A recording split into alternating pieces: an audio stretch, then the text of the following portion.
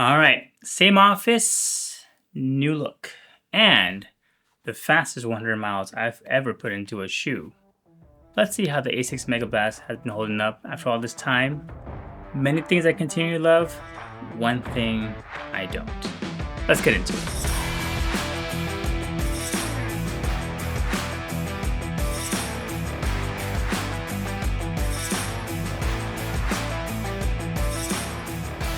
As far as for the specs, I won't go fully into it. I already did that in my first impressions video, so be sure to check that out if you haven't seen it yet. But I will do a quick refresher for those of you who want to just get a TLDR of it. I do want to apologize in advance. This is not in the most pristine condition. I have run 100 miles. I'm not the most elegant runner out there. I'm a slow, heavy runner. So, and I don't take care of my shoes. They're tools for me to get my workouts done. That's how I look at them. I don't ever plan to resell these kinds of shoes. There are some that I do resell, but the ones that I really love, I do intend to abuse the heck out of. So I apologize in advance if this isn't the most pristine. And it's white. You can't trust me with white shoes, honestly. As far as the upper, it has a very breathable, lightweight mesh upper, very similar to a race shoe type. You can literally see right through it. It has a very nice lacing system. Again, very race-like. The lightweight upper is also very good. Positive for this. Midsole wise, it has a brand new FF Turbo Squared. I have been a very big fan of this midsole. I think it's a very good, lightweight, bouncy, cushioned, all you can think of, everything I would want in a midsole, this has. And the only midsole compared to this would be the old Light Strike Pro from the Adidas Pro lines, or the Evo SL, that one that has. Very similar to that. But I am a huge fan of this new midsole that they have created. I hope they put in more shoes. This is absolutely awesome.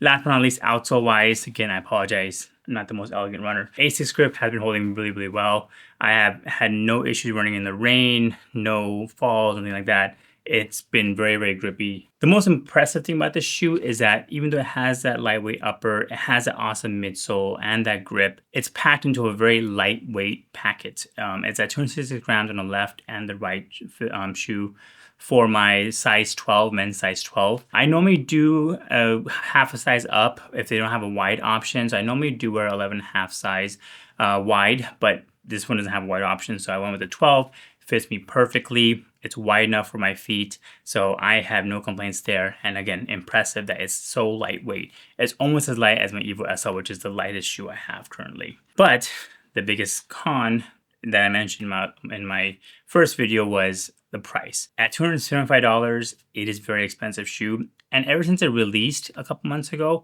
I haven't even seen it on sale. It's been at $225 for quite some time. And I think it's because Asics knows, just like with the Megablast 2s, they know that they have a winner here, and so they're not gonna lower the price until the new one comes out probably. But I think at $225 now, for where I stand, it's been very well worth it for me, for everything that I do. And again, I'll go in more into that in a little bit. So 100 miles in, what have I been using them for? And why am I still so impressed by them? I have been using these shoes literally for all my runs. My fast-paced runs, intervals, tempo, slow pace, long runs, everything and all in between. And when I say fast, again, I'm a slow, heavy runner. I don't mean that I'm running 5-minute miles. I'm running 8-minute miles on my fast pace.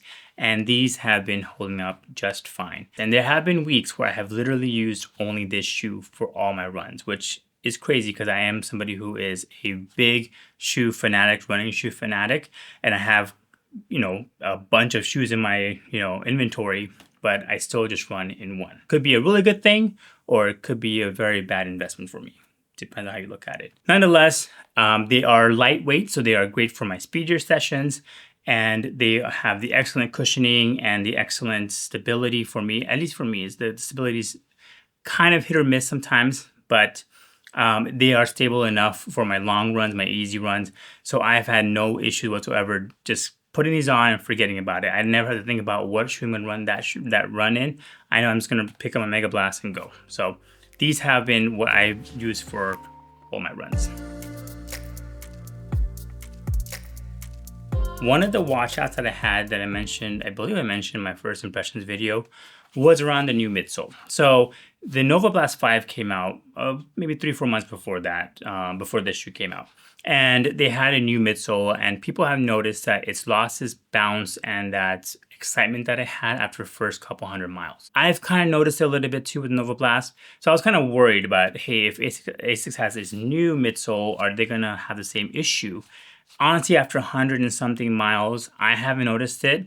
I do expect with this kind of shoe and this kind of price point to last me at least a few 100 miles. I have not noticed any kind of issues with the midsole whatsoever, and it has held up, and it runs just exactly the day one to day however many it is now. I've had to not have any kind of break-in period that some of the other foams do, like the Lightstrike Pro and even the Super Blast 2s had a break-in period. I haven't had that either. Pretty much runs exactly how I ran my first day in these, so it has been fantastic. But not everything is great in the Megablast land. One major thing I have noticed is around the upper. I think because I am a bigger runner and maybe my foot is a little bit bigger, girthier? That sounds gross. But you know what I mean, like I have a thicker foot. So because of that, I noticed that the upper has significantly loosened up to the point where I have noticed a lot more heel slippage. I've had to wear thicker socks. I do double knot tie downs in it. I know maybe my first few runs, I could just go with one knot and be good to go because the lacing system is so good. It has that raised lace kind of thing, so it doesn't really move or come off. But recently I've noticed that I have had to lace it double and really secure it down and then wear a little bit thicker socks than I would want to, even for my speedier stuff. That's the one major flaw that I've come across, is that upper has really, really loosened up to the point where I do notice the heel slippage, my feet move around a little bit. So I've had to lock down a little bit extra harder as it goes on. I didn't experience that with its predecessor, I guess, Super Blast 2s, because it had a different kind of upper. I'm not sure if that's the same thing with most other racing type uppers, but it's what I noticed. And last but not least, will I continue running these going forward, and will I buy another pair? Yes, and depends. So yes, in the fact that I will continue running these. Again, these are my favorite shoes. I will continue to put up a few 100 miles on it. And that's what my expectation is for this shoe, especially for its price point. I expect the shoes like this to get me at least 300 to 400 miles at minimum, because at $225, again, that is quite an investment. And so I would say I would expect them, if it just lasts me 200 miles, I would say these are no good, because at that point you are essentially paying $1 per mile. I think that's a bad investment in my end. But nonetheless, I do expect to continue running in these. Again, as I mentioned before, I have spent almost a few weeks where I have ran nothing but in these shoes. Recently, I have kind of forced myself to run in my Vomero Pluses for my easier runs, because I do appreciate the bounce and the foam and all that kind of stuff in those shoes, and just kind of give myself a break from the Megablast. As far as whether or not I will replace them, it depends, because I want to see what they come out with. I think by the time I hit the 300-400 mile mark, the Super Blast 3s might be out, and they are saying that it may have the FF Leap, which is their race foam, along with that nice upper. So if they have the similar kind of feeling as far as midsole in this shoe as the Super Blast 3s, but with that nice upper that Super Blast 2s had, I think that might be the shoe that I might go towards. But if it doesn't have that, then I probably will pick up another pair of these. And of course you'll say, $225, Tapish, you're out of your mind. That's insane for a shoe. Yes, I agree. So if you are looking for alternatives that have a similar kind of feel as the Megablast, I have two options. One that's a little bit cheap on sale now, and one that this kind of replaced. So the one I replaced is the Super Blast 2s. This is still in the same ballpark, but I think you can pick it up a little bit cheaper nowadays. These were my favorite shoes going into 2024 into 2025 until the Megablast came out. This is the shoe that I swore by. It has that amazing upper that I talked about. It has that really good midsole. It is on the firmer end compared to the Megablast. It's a lot more stable. The Megablast, I have noticed, especially with the upper moving around a little bit, it can get unstable at times because the midsole is so squishy and it's a little bit bouncy and it has a little more compression. And with the upper being a little bit loose, I have noticed that I can get a little unstable at times.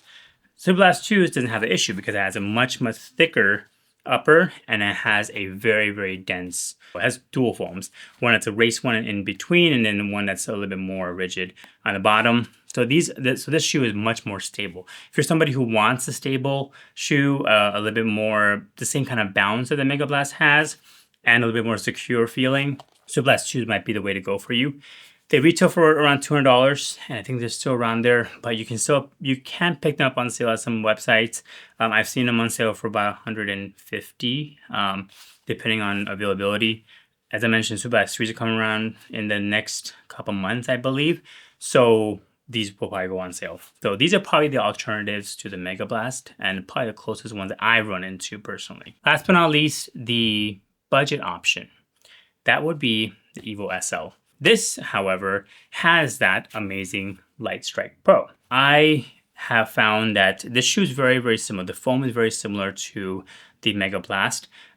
My biggest concern with these is the stability. This heel is very narrow. So for me, I only use these for the speedier stuff. If I really want to have the maximum speed for myself, again, maximum is all subjective. If I want to really get the most out of the speed session, I will probably wear these. It has a really nice upper compared to its predecessor. And I think for me, this works really well. Again, it is not stable enough for my easy runs, my long runs. I just don't think that I would be comfortable in them. I've tried them, just did not work for me. But they are very good in terms of the speed sessions, and they're also very lightweight. So the hype is very real. The issue is the stability and that really ridiculous tongue that they have. But nonetheless, the reason why I say it's budget is because this normally used to retail around $150, but now they come for around 80 or 90 bucks. I've seen them on sale at so many stores recently, on REI, on the Adidas websites, everywhere. So you can pick up a pair of these for like 90 bucks, 80 bucks, and I think that's a complete bargain for this shoe. Well, there you have it. As I mentioned before, the fastest 100 miles I've put into a shoe in a while. It's probably well over 100 miles, honestly, at this point. I still cannot wait to run in these shoes. It's still my favorite shoes. But let me know in the comments down below if you have tried these shoes out. What are your thoughts on it? If you agree with me, if you disagree with me, again, shoe reviews and shoe suggestions are very subjective based on people. I'm a big fan of these, but let me know what your experience has been as well. I would love to see. And also, what shoes are you guys looking forward to for 2026? All right, guys, thank you guys so much. And I will see you guys next time when I review my 2025 goals. And there was one milestone that I actually hit that I didn't think was possible. Stay tuned for that. See you guys later.